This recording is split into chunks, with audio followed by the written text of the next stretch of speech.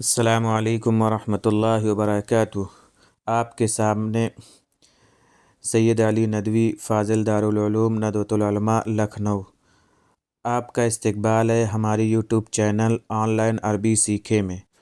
اگر آپ ہمارے ویڈیوز لگاتار دیکھ رہے ہیں اور قصص النبیین کا جو ہمارا پہلا حصہ مکمل ہو گیا ہے، آپ نے وہ مکمل دیکھ لیا ہے، تو یہ اس بات کی طرف اشارہ ہے کہ آپ یقیناً عربی زبان و ادب سیکھنے کا ذوق رکھتے ہیں اور انشاءاللہ آپ آئندہ بھی سیکھیں گے۔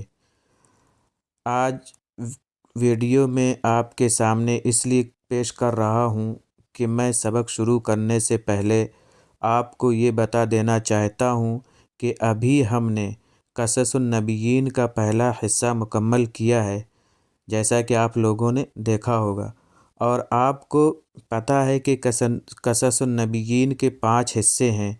ہمارا مقصد یہ نہیں ہے کہ ہم آپ کو 5 کے 5 حصوں کا ترجمہ کرا دیں، یہ مقصد ہمارا بالکل نہیں ہے۔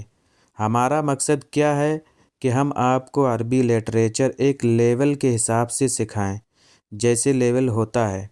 اگر میں 5 کا ترجمہ آپ کو ایک ساتھ کرا دوں تو آپ دیکھیں گے کہ لیول ایک دم بہت ہی زیادہ ہائی ہو جاتا ہے، یعنی اس حساب سے ہائی ہو جاتا ہے کہ ہم نے نحو صرف جو ہم عربی گرامر پڑھتے ہیں اتنی نہیں سیکھی کہ ہم دوسرے یا تیسرے یا چوتھے یا 5ویں حصے کا ترجمہ سیکھ سکیں قصص النبیین کا، اور اس کو کور کر سکیں اور اس کو سمجھ سکیں۔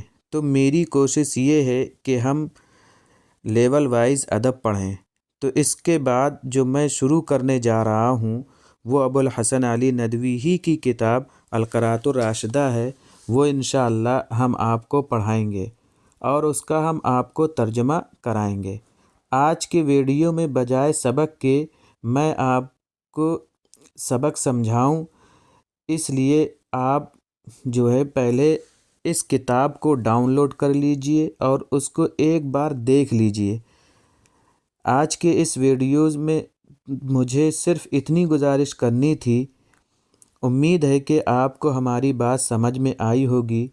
ہماری ویڈیو دیکھنے کے لیے آپ کا بہت بہت شکریہ۔ السلام علیکم ورحمۃ اللہ وبرکاتہ۔